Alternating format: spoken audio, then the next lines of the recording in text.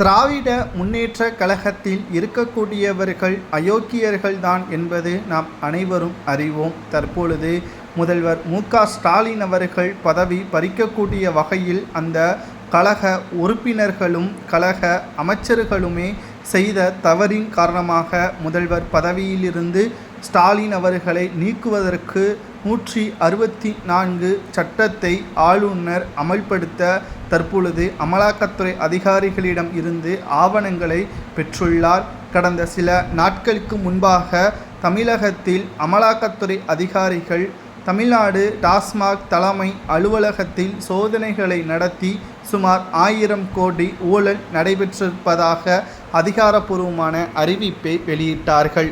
இது நாம் அனைவரும் அறிவோம். அதனைத் தொடர்ந்து செந்தில் பாலாஜி அவர்களையும் சரி, தமிழக டாஸ்மாக் உயர் அதிகாரிகளையும் சரி, இன்று வரை அமலாக்கத்துறை அதிகாரிகள் விசாரணைக்காக அழைத்து செல்லவில்லை. அமலாக்கத்துறை அதிகாரிகள் ஆவணங்களை மட்டும்தான் கைப்பற்றியிருக்கிறார்கள். கடந்த முறை செய்த தவறை மீண்டும் செய்துவிடக்கூடாது என்பதில் அமலாக்கத்துறை அதிகாரிகள் கவனமாக இருக்கிறார்கள்.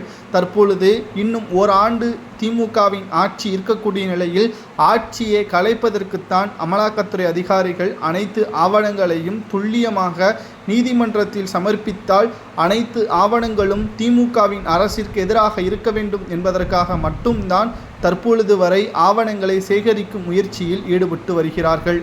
அதில் முதலாவது இடத்தில் செந்தில் பாலாஜி அவர்களது பெயரும், இரண்டாவது இடத்தில் மதுபான தொழிற்சாலை நிறுவனர் திமுகவின் எம்பி ஜெகத் ரட்சகன் பெயரும், மூன்றாவதாக முதல்வர் மு.க.ஸ்டாலின், நான்காவது பெயராக துணை முதல்வர் உதயநிதி ஸ்டாலின் பெயரில், ஐந்தாவதாக நிதியமைச்சர் தங்கம் தென்னரசு பெயரும் இடம்பெற்றிருக்கிறது.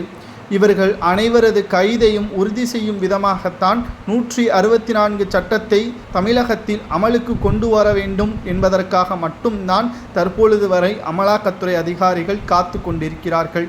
இந்த சட்டத்தை நீதிமன்றம் அமலுக்கு கொண்டு வர வேண்டும் என்றால் ஆளுநரிடம் சில முக்கியமான கடிதங்களை அமலாக்கத்துறை அதிகாரிகள் கொடுக்க வேண்டும். அதற்குத்தான் தீவிரமாக அமலாக்கத்துறை அதிகாரிகள் தமிழக டாஸ்மாக் தலைமை அலுவலகத்தில் இருந்து கைப்பற்றப்பட்ட ஆவணங்கள் அனைத்தையும் சேகரித்து ஆளுநரிடம் ஒப்படைத்திருக்கிறார்கள். அவர் நேரடியாக அனைத்தையும் சரிபார்த்து நீதிமன்றத்தில் சமர்ப்பிக்கும் பட்சத்தில் கூண்டோடு இவர்கள் அனைவரது கைது நடவடிக்கையும் உறுதி செய்யப்படும். அதனைத் தொடர்ந்து பதவியும் பறிக்கப்படும். இதனால் தமிழகத்தில் மிகப்பெரிய அளவில் மாற்றங்கள் கொண்டு வருவதற்கான ஏற்பாடுகளை அமலாக்கத்துறை செய்திருக்கிறார்கள் என்பதற்காக அவர்களை பாராட்டலாமா என்பதை கூறுங்கள்.